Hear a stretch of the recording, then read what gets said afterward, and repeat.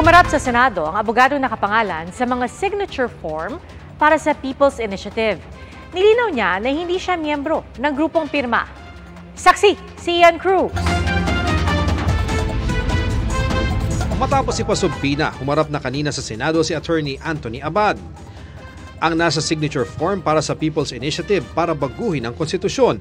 Anya, pangalan niya ang nasa form dahil alphabetical ang pagkakasulat ng mga petitioners. Pero hindi umano siya miyembro ng pirma o People's Initiative for Modernization and Reform Action at umaasiste lang pagdating sa mga bagay na may kinalaman sa aspetong konstitusyonal at legal.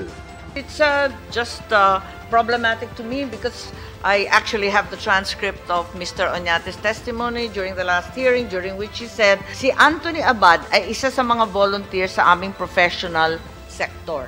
Noong Nobyembre raw, nung una niyang nakapulong ang mga kasama sa pagsusulong ng People's Initiative. Disyembre naman ang makaharap nila ni Oñate at ilang kongresista si Speaker Martin Romualdez. Si Oñate ang lead convener ng grupong pirma na nagpakilala ring nasa likod ng patalastas na EDSA Puera para isulong ang charter change. Grupong 20 taon na umanong hindi rehistrado sa Securities and Exchange Commission o SEC. In fact, PIRMA no longer exists as of February 10, 2004. Is that correct? Yes, Madam Chair. Their certificate of registration has been revoked since February 10, 2004. Since the time of their incorporation, they have not submitted any reportorial requirements with the SEC. Ayon pa sa SEC, hindi kasama sa grupong pirma sina Oñate at Abad nang isumite ang incorporation nito. Git naman ang abogado ni Oñate, inaayos pa ang corporate registration ng pirma sa SEC pero nagsumite sila ng dokumento online. Just this February, Madam Chair. So pagkatapos lang ng hearing. Yes, Madam Chair. Multo na to. The process is, Madam Chair, Wala we nang submit... pirma, 20 anyos na. Naguguluhan lang ako, Attorney Abisada, dun sa timeline nyo eh.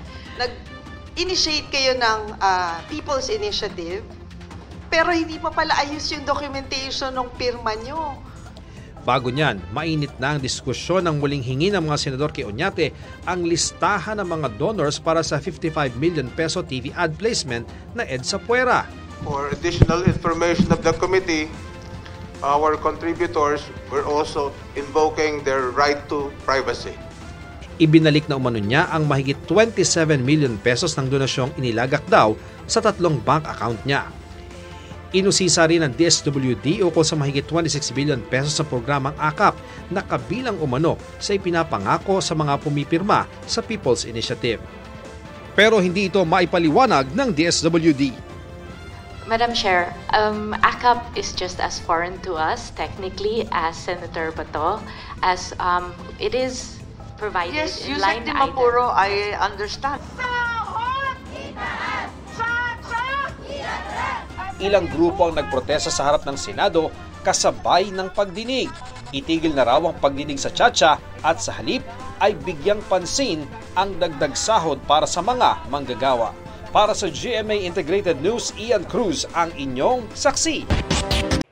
Mga kapuso, sama-sama tayong maging saksi.